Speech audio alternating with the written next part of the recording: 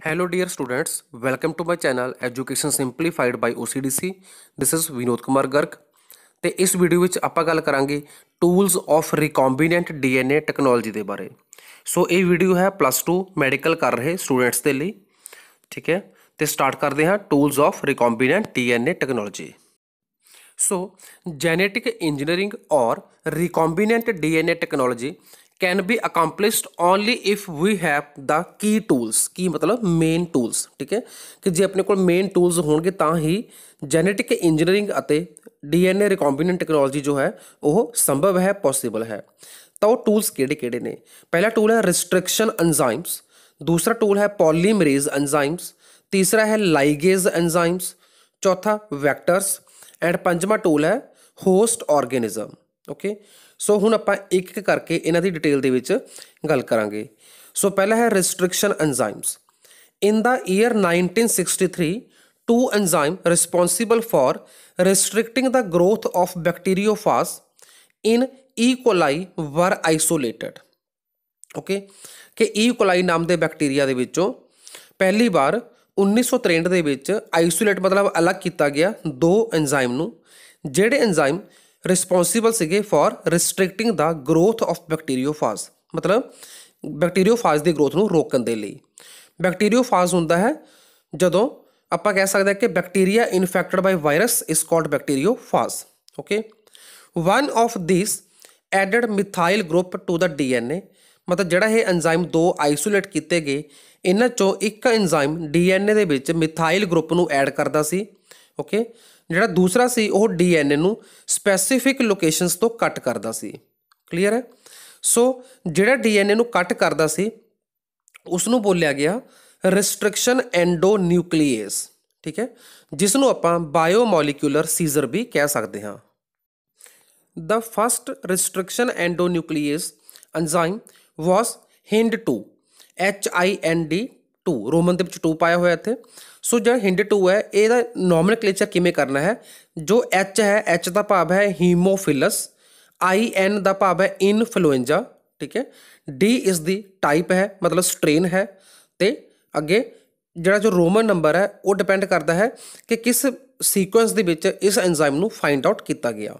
Okay, whose functioning depend upon specific DNA nucleotide sequence, मतलब जो HIND2 है restriction endonuclease, इसकी फंक्शनिंग मतलब ये काम जो करता है वो निर्भर करता है किस दे उपर?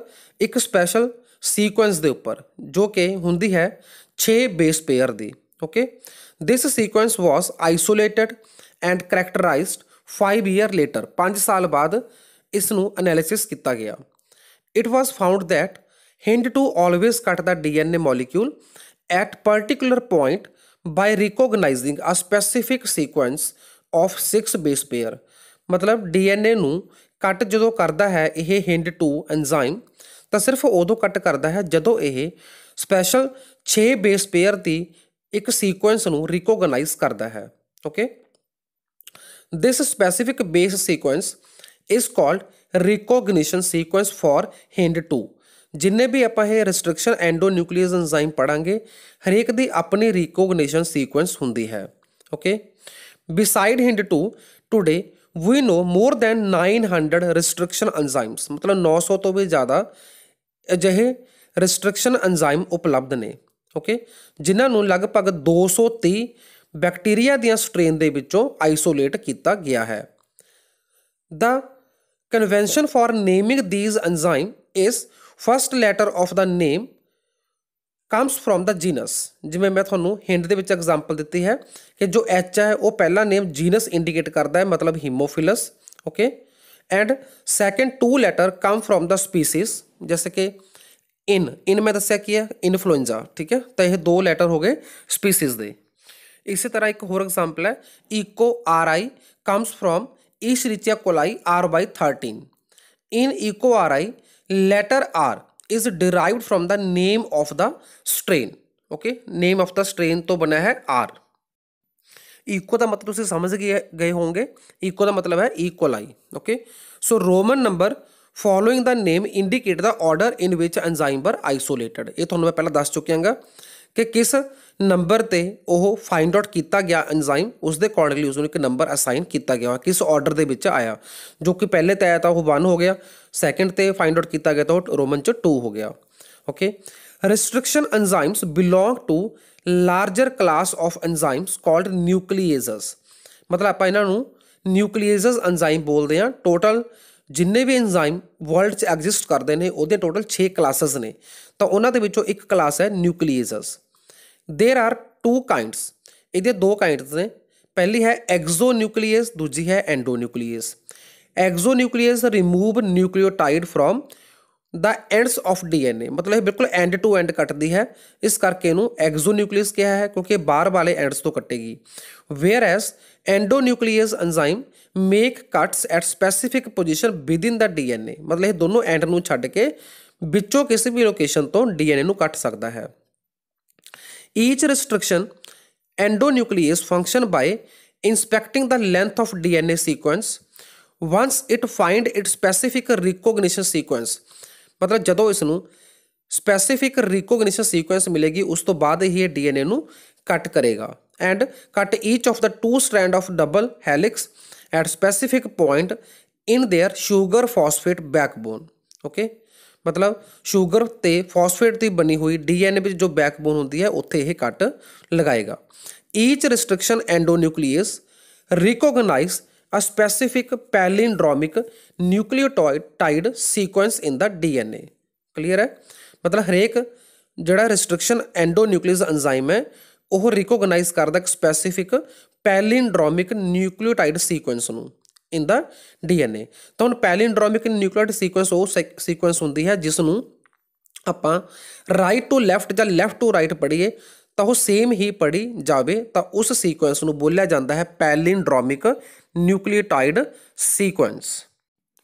सो इस इमेज में तुसीं देख सकते हो working of eco R I.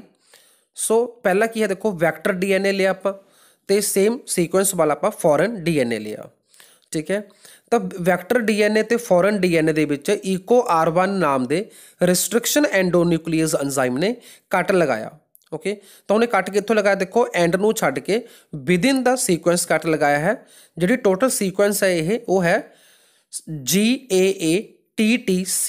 Okay, तो ये सीक्वेंस है तो इस दे विच जो कट लगे वो है TTAA। तो सिमिलरली जिहड़ा फॉरन डीएनए है उस दे विच भी AATT दे उपर ही जो है कट है। क्लीयर है, तो ये सिमिलर कट होने दे नाल दोनों पासे मतलब वैक्टर डीएनए ते फॉरन डीएनए दोनों विच बन गए ने स्टिकी एंड्स और यह एंड टू एंड ज्वाइन कर जाएंगे with the help of another enzyme called ligase. तो यह बन गया अपना रिकॉम्बिनेंट डीएनए। सो नेक्स्ट है कि हुण यह पैलिंड्रोमिक सीक्वेंस की होंदी है। These are the group of letter that form the same word when read both forward and backward direction. Example Malayalam. ठीक है, तुसीं किसी भी डायरेक्शन तो मलयालम नूं पढ़ो तो यह मलयालम ही बनेगा। As against a word palindrome with the same word is read in both direction palindrome in DNA sequence of the base pair. मतलब डीएनए विच पैलिंड्रोम का मतलब होगा sequence of base pair that read same on the 2 strand when orientation of reading is kept the same. For example, the following sequence reads the same on the 2 strand in 5 to 3 direction. This is also true if we read it from 3 to 5 direction. Okay, so 5 to 3 तुसीं देख रहे हो GAATTC, 3 to 5 तुसीं देख रहे हो again CTTAAG। ठीक है, मतलब आप दूसरी डायरेक्शन तो पढ़ांगे तो की हो जाएगा GAATTC। क्लीयर है, तो G दे नाल C बाइंड हो गया, A दे नाल T, A दे नाल T, T दे नाल A, T दे नाल A ते C दे नाल G। ओके, सो ये रूल है डीएनए दी सीक्वेंस दे विच बेस पेयर दी जॉइनिंग दा। Restriction enzymes cut the strand of DNA a little away from the centre of palindrome site but between the same 2 base on the opposite strand. मतलब दूसरे strand के उपर भी same sequence नूं ही cut करेगा। This leaves single strand portion at the ends, मतलब and के उपर एक स्ट्रैंड उदा ही रहेगा। Okay, there are over hanging stretches called sticky ends on the each strand, मतलब वैक्टर डीएनए ते फॉरेन डीएनए दोनों के उपर स्टिकी एंड बन जाएंगे। These are named so because they form hydrogen bond with their complementary cut counter part. जिमें मैं तुहानूं समझाया कि जी दा सी नाल, ए दा टी नाल हाइड्रोजन बॉन्ड बनेगा। इस तरह बाकी भी सारे हाइड्रोजन बॉन्ड बनणगे, इस करके ही इसनूं स्टिकी एंड कहा जाता है। This stickiness of end facilitate the action of enzyme DNA ligase. Ligase इन्हां दोनों नूं जोड़न दा काम करेगा। Restriction endonucleases are used in genetic engineering to form recombinant molecule of DNA, okay, which are composed of DNA from the different sources। मतलब दो अलग अलग सोर्सेस दे DNA ਨੂੰ ਕੰਬਾਈਨ ਕਰਨਾ ਆਪਾਂ ਰੀਕੰਬੀਨੈਂਟ DNA ਬੋਲਦੇ ਹਾਂ। ਸੋ ਉਸ ਦੇ ਵਿੱਚ ਇਹ ਐਂਜ਼ਾਈਮ ਯੂਜ਼ ਕੀਤੇ ਜਾਂਦੇ ਨੇ। when cut by the same restriction enzyme, resultant DNA fragments have same kind of sticky ends and can be joined with help of DNA ligase। सो हुण तुसीं देख सकते हो इत्थे आपां एक फॉरन डीएनए लिया, ठीक है, तो उसनूं आपां की करना है वैक्टर डीएनए दे नाल लगाना है। वैक्टर डीएनए की है इत्थे प्लाज्मिड। सो वैक्टर डीएनए ते फॉरन डीएनए दोनों के विच स्पैसीफिक लोकेशन के उपर कट लगाया है, तो कट किए हुए फॉरन डीएनए के सैगमेंट नूं वैक्टर डीएनए दे नाल आपां लाइगेज एंजाइम की हैल्प नाल इसनूं ज्वाइन करवाता है। ओके, तो हम नीचे अपने को बन गया रिकॉम्बिनेंट डीएनए मॉलिक्यूल, जो कि उसी रिंग शेप देख रहे हो। उस तो बाद की हो गया, ये ट्रांसफॉर्म हो चुका है, तो इन्हें ट्रांसफॉर्म अगे करना है बैक्टीरिया नूं। आपां इहनूं बैक्टीरिया के अंदर पाता रिकॉम्बिनेंट डीएनए नूं। किस बैक्टीरिया के अंदर पाया? ई कोलाई के अंदर। उस तो बाद ई कोलाई दा जीनोम जो डिवाइड करेगा, तो जो आप फॉरन डीएनए पाया है वह भी नाल डिवाइड करेगा, वो कॉपीज बन जाएगियाँ, ठीक है। सो इसी तरह ई कोलाई दे जी अगे प्रोजनी बनेगी, तो उस दे अंदर भी ये कॉपीज बनदियाँ रहनगियाँ। तो ये हो गया अपना जीन क्लोनिंग। जो डिजायर्ड जीन आप फॉरन जीन पाया है उसकी इत्थे कॉपीज बन रही ने, तो इन्हों बोलांगे जीन क्लोनिंग। सो नैक्सट अपना आता है separation and isolation of the DNA fragments. The cutting of DNA by restriction endonucleases result in the fragments of DNA, ठीक है। जो कट लगेगा तो फ्रैगमेंट्स बन गए। These fragments can be separated by the technique called gel electrophoresis. Since DNA fragments are negatively charge, मतलब DNA negative charge होता है, ठीक है, they can be separated bye forcing them to move towards anode. Anode होता है positive charge under an electric field through a medium और a matrix. Nowadays most commonly used medium is agarose gel, which is a natural polymer extracted from the seaweeds। इसे करके इस technique को ਆਪਾਂ ਕਿਹਾ gel electrophoresis. The DNA fragments separate according to their size through the sieving effect। sieving मतलब जिवें ਆਪਾਂ कहते छांटी करना according to the size, ठीक है, effect provided by agarose gel। Hence the smaller fragment size the farther it moves, मतलब जिन्ना size छोटा होएगा उन्ना दूर ये मूव करेगा, ठीक है। तो हुण आपां देखांगे इसकी इमेज। सो सब तो पहले आपां देखना है कि इसनूं आपां किवें देख सकते हैं। The separated DNA fragments can be visualized only after staining the DNA with compound known as ethidium bromide, ठीक है। जिहड़े सैपरेट फ्रैगमेंट्स ने उन्होंने विजुअलाइज करने के लिए आपां नूं स्टेनिंग करनी पवेगी। तो स्टेन आप यूज़ करांगे एथिडियम ब्रोमाइड। उस तो बाद आप एक्सपोज करांगे यूवी रेडिएशन। क्लीयर है। So you can see the bright orange colour band of DNA. जो आप यूवी नूं एक्सपोज करांगे तो आप देखांगे ऑरेंज कलर के बैंड्स मिलणगे जो कि डीएनए होएगा, ठीक है, in the ethidium bromide stained gel. Then the separated band of DNA are cut out from the agarose gel and extracted from the gel piece। This step is called elution। Okay, मतलब आप gel दे विचों fragments नूं remove कर लांगे तो उस step नूं evolution बोलांगे। The DNA fragments purified in this way are used in constructing recombinant DNA by joining them with the cloning vector। Okay, तो cloning vector दे नाल जोड़ के आपां इस दे नाल फर्दर रिकॉम्बिनेंट डीएनए जिहड़ा हैगा कंस्ट्रक्ट कर सकते हैं कट्टे हुए फ्रैगमेंट्स के नाल। तो इन्हों आप किवें करांगे, जो आप ऑलरेडी पिछे कर चुके हैं हुणे कि इसनूं आप वैक्टर के नाल जोड़ के होस्ट के अंदर पावांगे तो होस्ट के अंदर इहदियां कॉपीज तैयार करांगे।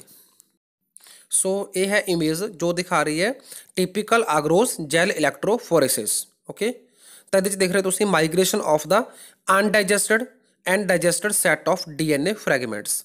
अनडाइजेस्टेड जो सैट है वो है नंबर 1 ते, ठीक है, जो दूसरे है डाइजेस्टेड वो है नंबर 2, 3 ਤੇ 4 ਤੇ। क्लीयर है। तो इस तुम देख रहे हो जो तुम वाइट स्ट्रक्चर नज़र आ रही है उन्होंने वैल्स लिखा हुआ है। उस तो बाद जो लार्जेस्ट फ्रैगमेंट ऑफ DNA है ऑरेंज बैंड, वो बैंड बिल्कुल नेड़े रहणगे वैल दे, तो उस तो बाद जो समॉलेस्ट बहुत दूर जा रहा है। ठीक है, तो ये DNA बैंड्स ने, तो इन्हों आप अलग कर सकते हैं जिस स्टैप में आप इल्यूशन किया है। So this was all about the tools and techniques of recombinant DNA technology. Thanks for watching.